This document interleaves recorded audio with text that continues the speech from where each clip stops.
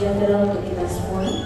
Kami ucapkan selamat datang kepada Dr. Hilmun Izzar dari Islamic Research and Training Institute Islamic Development Bank, dan tentunya kepada seluruh peserta Forum Riset Ekonomi dan Keuangan Syariah 4 2015. Kami ucapkan selamat datang di acara yang sudah masuki hari kedua, dan acara ini diprakarsai oleh Otoritas Jasa Keuangan dan Ikatan Ahli Ekonomi Islam Indonesia yang bekerjasama dengan Fakultas Ekonomi dan Bisnis Universitas Brawijaya. Mungkin Rizka bisa menjelaskan apa agenda di hari kedua ini? Baik, pada hari yang kedua ini, setelah tadi pagi kita ada pemaparan paper Forum Riset Ekonomi dan Keuangan Syariah 4 2015. Pada siang hari ini, yaitu ada prominent speaker, dilanjutkan dengan pengumuman dan pemberian award best paper Forum Riset Ekonomi dan Keuangan Syariah 4 2015. Tidak lupa kami ingatkan juga bahwa Bazar Keuangan Syariah masih berlangsung di depan gedung utama Fakultas Ekonomi dan Bisnis. Dan bazar ini berlangsung dari pukul 8 pagi sampai 4 sore. Di sana akan ada banyak sekali stand seperti stand Bank Syariah. Jadi kalau Anda belum mempunyai rekening Bank Syariah, bisa langsung daftar di stand Bank Syariah. Dan juga ada stand entrepreneur yang menyediakan banyak menarik untuk dibeli. Mungkin di sela-sela waktu istirahat, Anda bisa menyempatkan waktu untuk pergi ke bazar stand. Baik, kita langsung saja pada acara siang hari ini, yaitu prominent speaker dengan tema yang akan kita diskusikan pada sesi kali ini adalah Global Islamic Finance Outlook yang akan dibawakan oleh Dr. Hilmun Izzar Islamic Research and Training Institute dari Islamic Development Bank dan akan dimoderatori oleh Dia Satria. Baik, sebelum kita masuk, kita akan bacakan sedikit kurikulum vitae dari moderator kita siang hari ini, yaitu Dia Satria, SEMA PPEC PhD, lahir 7 Agustus 1982. Dan berikut background of education. Beliau telah memperoleh Bachelor in Economics di Universitas Brawijaya dan juga Master of Applied Economics di University of Adelaide. Dan yang terakhir ada Doctor of Philosophy dari University of Adelaide. Well, ladies and gentlemen, now we invite Dia Satria, SEMA PPEC PhD as moderator for this session. Time is yours.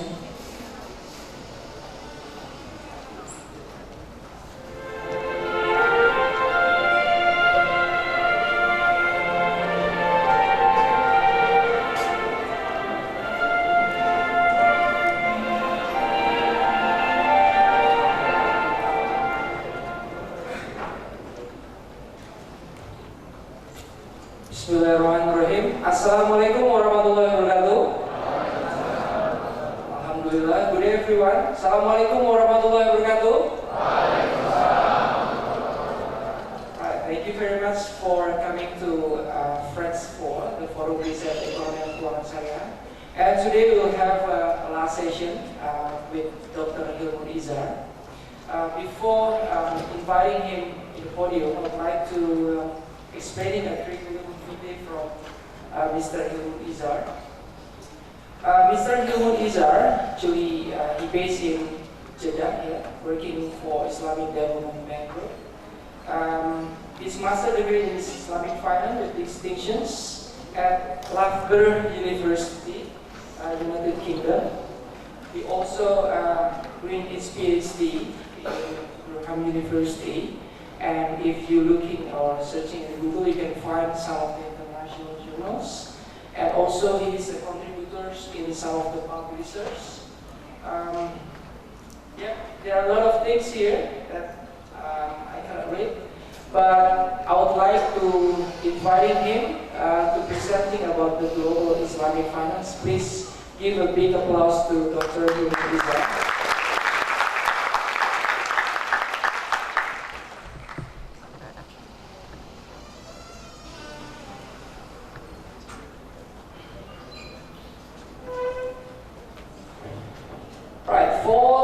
Session. This is really interesting because I think yesterday we already talked about the domestic lesson learned from different industries, from BNP, for example, from cooperative, from the banking industry.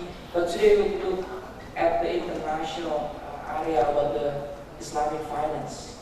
If you're looking at the presentation slide that also will present with Dr. Hilman, he will present about the objective of the Islamic Development Bank. And something that is important is how is the development of the sukuk markets, so we can also get the ideas about the risk in the financial markets. I also really curious from his presentation, for example, how the IDB, the Islamic Development Bank, with its Islamic or ethical principles, can promote the human development and economic development.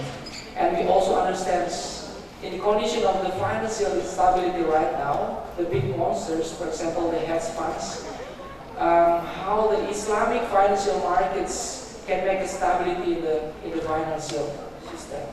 Right. Okay. Thank you very much for your attention today. So, please, Mr. Dr.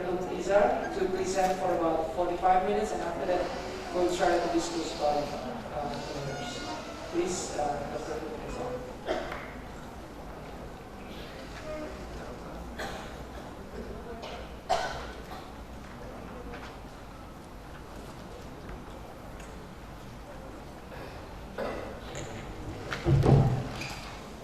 Assalamualaikum warahmatullahi wabarakatuh. Alhamdulillahirabbil alamin, wassalatu wassalamu ala asyrofil anbiya'i wal mursalin, walhamdulillahirabbil alamin. Allahumma shalli wa sallim ala sayyidina Muhammad wa ala alihi sayyidina Muhammad. Amma ba'd. Well, harusnya saya ngomong bahasa Indonesia atau bahasa Inggris dulu?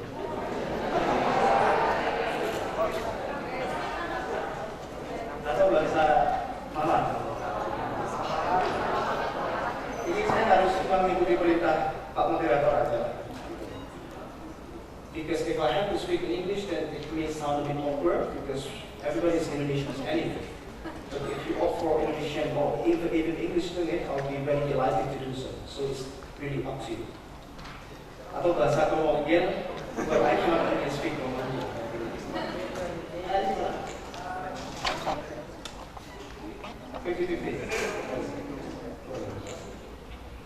So with all due respect, please allow me to speak a bit of English and Indonesian, just to comply with the organizer. Well, obviously it has been an honor to me to be standing before the distinguished participants as well as renowned scholars, industry players, and policymakers, as well as the regulators in Indonesia.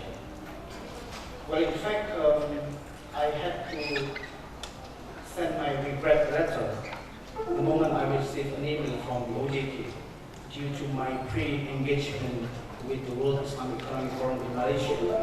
But then obviously, or subsequently, one of my dear colleagues, Pak Muhammad Khawaib, he sent me quite generous and yet very much polite email. Then it created me in a very difficult situation to say no in the end. So everything has been rearranged and postponed, and here I am. I'm standing before you. I'm very much delighted to share some of the information and trends and challenges taking place in the Islamic finance industry around the globe. And I believe that some of you have been aware of the current trends and the development of the Islamic finance industry in different parts of the world. But perhaps there are certain components that you might be wondering what is actually taking place behind the scenes. As we all know, that the Indonesian government has been very much progressive in developing Islamic financial industry, and we cannot really simply overlook the progress that is or that has been occurring in our beloved nation. And this is yet it is very much great country. And I can see my dear friend Mbak Indah she gives me the honor to be there. Well, thank you. Terima kasih Mbak Indah. The thing that I would like to share with you is about the global Islamic finance outlook. But allow me to share some of the gist or information with regard to the Islamic Development Bank. And I'm sure that not everyone in this room is aware or even have quite sufficient information with respect to what is actually Islamic Development Bank.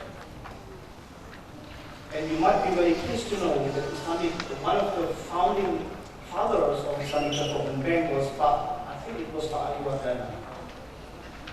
But unfortunately, being Indonesian, and we are very, we are perhaps too humble to recognize and to take the lead, to take our step forward in recognizing as well as taking the driving seat when it comes to the development of Islamic financial services industry.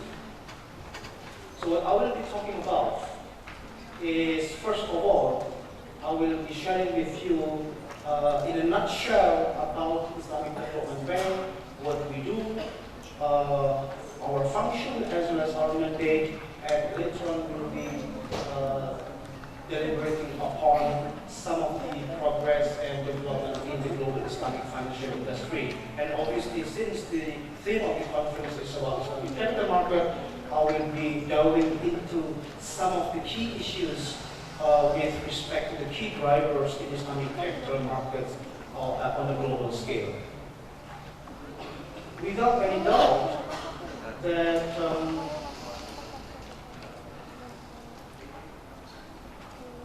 if we look at the growth of the assets, whether the assets in Islamic banking, Islamic capital markets, as well as the non-bank Islamic financial institutions, we may be proud enough that yes, we are taking the lead. But unfortunately, those things have not been sufficiently disseminated around the globe.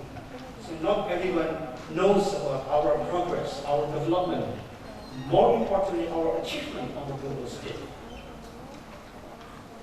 One of the important key areas that has been vehemently successful in the development in our great nation is on the aspect of microfinance, SMEs, especially with the assistance or with the progression of the Baitul Mal wal Tanmiyah. If somebody is asking me about the best practices that can be highlighted with regard to practice, is obvious. I can simply single out Indonesia as the best. Let's talk about the regulatory framework. Let's talk about not only the regulatory framework, but the variety of products that we are offering to industry players. But unfortunately, if you look at the different regions, say for instance in the subcontinent, and also in the Africa or even in the European jurisdictions, they are very much hungry about the information about the progressions that we have been achieving so far. And this is our duty, as a matter of fact, to show to the world that we have achieved something.